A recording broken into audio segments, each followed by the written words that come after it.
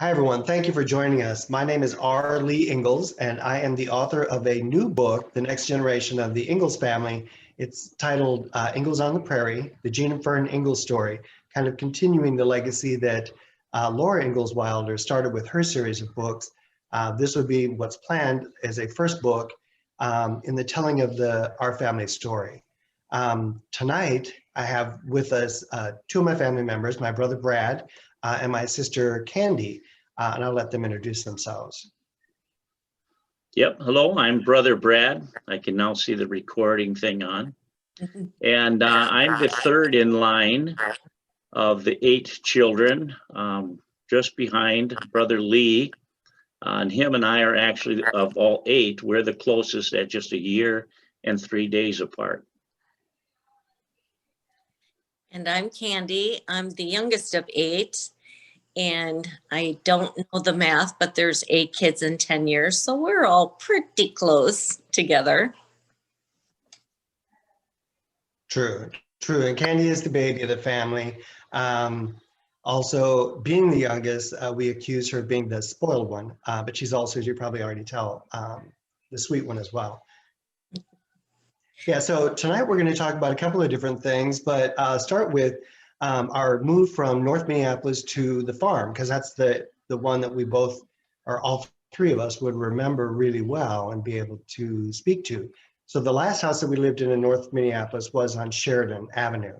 And our neighbors at that time were the Dewars that lived next door to us, the Bulldogs that lived across the street from us, the Johnson family that lived behind them, and a few others. And those are the ones I remember. Brad, you and Jim remained friends actually up until now. You're still friends, aren't you? Yeah. Actually, yeah. Jim and I have been friends pretty much since he was 4 and I was 6, I believe. So we've been friends our entire life. Yeah, in fact, he joined us at one of our family reunions here recently, along with other neighbors as well. I think his sisters came with us as well. Yeah, so life in North Minneapolis was good. We were typical city kids. We went everywhere on our bikes during the summer. I can't say that we were bad kids. We were certainly mischievous kids. We did things that we were not supposed to do, but we didn't hurt anyone. And for the most part, we didn't get hurt either. Yep, I would agree with that. We were mischief, but there was no malice in anything that we did. It was just kids being kids. And if you took all of the kids, we were actually pretty darn good. We didn't get in anywhere near as much trouble as some others did. True. What do you think, Candy? What are your thoughts on North Minneapolis? Well, the thing I remember most about Sheridan Avenue, of course, I was 7 when we moved out to the farm, so I don't remember a lot, but I do remember that Nancy Bulldog from across the road was my best friend, and we spent the days brushing each other's hair and braiding it and putting bobby pins in it. And I always loved to go to her house in the morning because they had real milk to put in cereal and not the powdered milk or water that we had. And I also remember the Sheridan house having a big front porch. And whenever it rained, all of us girls would run outside and stick our head under the rainwater and wash our hair. Because that was, that was a treat back in those days when you're sharing a bathroom with 8 people. Then, of course, we would put mom's slips around our heads and pretend we were the Supremes. Yeah, one thing I found during the research on the book, I looked at the Google images for some of the properties that we lived in that I could remember what the address was. And of course, I could remember that one. And then I circled around to see what was still there, the other houses. The house that we lived in is no longer there. But the house that the Hang-A-Mule family lived in, it is still there. And they have an image that looks almost exactly like the house. Or there's an image, I think I put it in the book, that's Sherry, Monty, and Candy, I think, are the people in it, with that house in the background. You can see it on the Google Maps still to this day. It looks exactly the same. Oh, wow. Yeah. Yeah. So reading the book, you'll find that one of the reasons that we moved out of North Minneapolis was because that's when the race riots were happening in the mid to late 60s. And that concerned mom and dad because we weren't where that activity was happening, but for Brad, Kurt, and I to get to school, we did have to walk through the area that was most impacted by that. So they decided to move out in the country. They're both raised on a farm, and they wanted us kids to have somewhat of a farm experience. I was old enough where I had no interest in it. Barbara, our oldest sister, she had no interest in it, but I mean, there was not much that we could do about it. It did happen. So what do you remember of that move? Well, for me, I was 13 years old, I believe, at the time.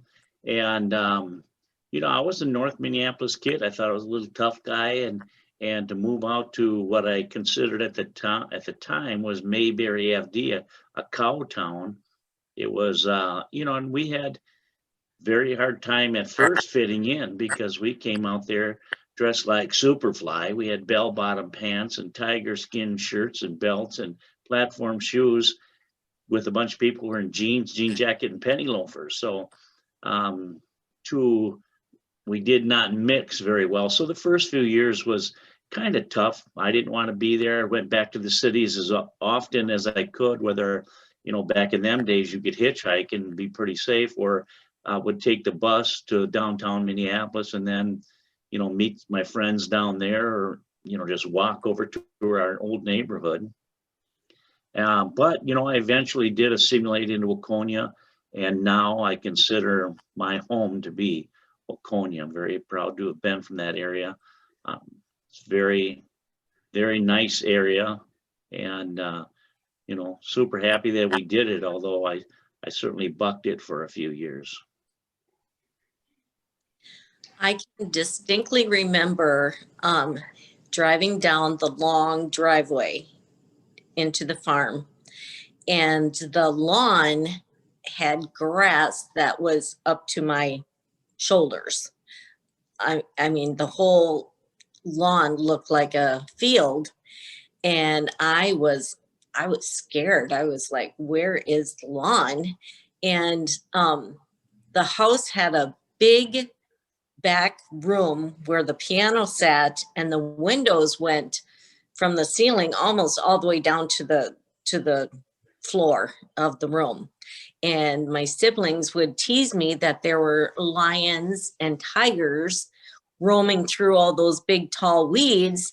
And so I remember actually doing the belly crawl all over that room, so I wasn't going to stand up and let the animals see that I was in there.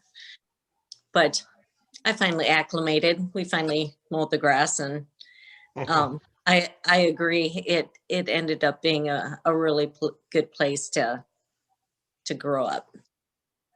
It did. It took me a long time to get to that point as well, because as Brad said, we were city kids. We were not country kids. And even though we were into what we were into, so it didn't matter if we were out in the fields or if we were going to school, we were still going to wear the clothes that we thought we looked good in, and probably inappropriate shoes and whatever. But I do also have to say, they kind of threw us into the mix without much assistance, and we managed to get through all of it. So yeah, it was a good experience. But and poor Monty, we gave him a really hard time. We did. I can't wait for him to tell his story. Yeah. Maybe I should tell it first. That way people will know the truth. Yeah. Yeah. So, and we're coming up on the holidays. That was a favorite time with all of our family. All of the holidays were favorite. The Halloween, I only remember it when we lived in the city. I don't remember participating in Halloween once we moved to Waconia, but I might have been too old by that point. But I do remember trick-or-treating in all the houses in Minneapolis. Yeah, so do I, and I agree. I think when we moved out to Waconia, well, I was 13, so you'd been 14. We weren't trick-or-treating anymore anyway. So, no. But yeah, Halloween was my big one. I mean, I got the biggest pillowcase I could find, and and started as early as I could and went as late as I could. Wanted to make sure I had a year's supply of candy before I went home. Yeah, we totally pushed the envelope on that. Mom and dad would tell us, okay, well, you can go up this street and that street, but that's it. You can't go any further than that. So once we're out there collecting candy, by the time we made it around those 2 blocks, that was not nearly enough candy. So we walked all over the place and came back with a bag full. Yeah. I don't remember how old I was, but I do remember the principal, Mr. Winters, had a house adjacent to our family farm, and they were having a Halloween party, and Mom dressed me in a t-shirt and a dishcloth as a diaper with the big wampum diaper pin things. And that's how I went over to Mr. Winter, the principal's house, for a Halloween. That was special. Yikes. Yeah. So just out of curiosity, was Winters the principal the last few years? Because when Lee and I were there, Peterson was the principal. Yeah, he was a Winters counselor. was a counselor. Yeah. Oh, Did he become the principal after we left? maybe he was a counselor. I'm not sure. Oh, okay. Yeah, I think he was just a counselor. Okay. When we were there, Peterson was the principal. Sorry, Kenny, I didn't mean to correct you, but you No, tricked me. I thought, well, maybe something changed once I left. that's way back, man. You're working my memory. Yeah, he got mad at us, at our family, on many occasions. Because remember, we had that one Shetland pony. I can't remember what the name of it, what his name was. Macy. No, that was the second one. The first one was the one that was unaltered. Oh, I don't know. Maybe I don't remember. Anyway, he was not fixed. So when the Winters horses, which were Arabians, came into season, there was no keeping that pony in the fields. He was going after those mares, and Winters called Mom and Dad and told them. I won't tell exactly what he said, but he was very unkind in what he would do to the little Shetland pony if he ever got in his field. He never did, but he certainly was trying. That's one thing we had to do all the time, was fix our fences. That was a constant. Yes. Yeah, we constantly had cows getting out, horses getting out. Yep, that was a constant battle, but so were some of the other neighbors. I can remember chasing the Hosse's cows back into their pasture several different times. Yeah. We had that one horse, I think it was April, that finally learned that if she just ran at the gate, she could run through it, and then everybody was out. So yeah, that happened on a regular basis. Yep. But we got good at it. Got us out of school. Yep. Yeah, And several times. we all had our chore. Some of you hopped in a car, and I would run down to the granary and get some feed in a metal bucket and start shaking it and try and get the horses to come back. Oh yeah, and during the winter, going down into the granary to get the feed, you'd snap on the lights and all those mice would just go running all over the place. Yeah, that was insane how many mice were making That was their home in unnerving. that granary. Ew. Yep.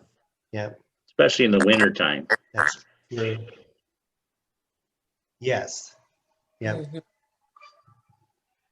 Yeah. Well, anything else you think we should talk about for this episode? Well, I think that kind of covers the basis of it anyways. Yeah. It reminded me a few things of Sheridan and memory of seeing Waconia for the first time. I will say this. It was my 7th birthday when we moved out there, and everybody who was helping me moved gave me 50-cent pieces. Oh. I had pockets full of 50-cent pieces, and it kind of started my interest in collecting coins. Wow. Very Mhm. nice. That goes back to she's the youngest child, the spoiled one. Yeah, Yeah. exactly. That never- I'll that say never the same happened to thing. I Brad don't and I. remember. Yeah, and didn't get anything. yeah, yeah. We were the middle kids. Yeah. Still had to wear your clothes. Yeah. That's true. That's true. Well, we'll wrap it up for this evening then. Thanks for joining me on another toast to my Yep. brother Brad and sister Yep. Candy. Well, thank you, brother, for doing all of this. That's been a huge undertaking. Mm-hmm. Yeah, it's been a lot of fun. As I said, the goal is to kind of reintroduce the Ingalls family. I think the most remarkable thing about Laura Ingalls Wilder and her books was she kind of represented mainstream America of that time. It was an extraordinary time in our nation's history, and she documented it so that we got a glimpse into what a normal family during that time period looked like. Mom and Dad, the same thing. We have folded back into mainstream America. I think our family was pretty much average, except to Brad's point earlier. The mom and dad had so many events in the course of their early years, in the case of the book, that it separated them from everybody else around them, because none of their other siblings had that many events happen in that period of time, which made their life remarkable. And the fact that they were dragging 8 kids along with them just made it even more remarkable. Mm-hmm. So yeah, that's kind of the whole purpose of this, is to shine a Yep. light on that. I agree. Yep. Well, you two have a good evening. Thanks for joining Yeah, me. thanks. We'll You do this too. again. Yeah. Yep. Love you All right, guys. thanks. Good to see you, Love you too. Kathy. We'll talk to you later. Okay. Talk to you soon. All right. Bye. Bye. Bye.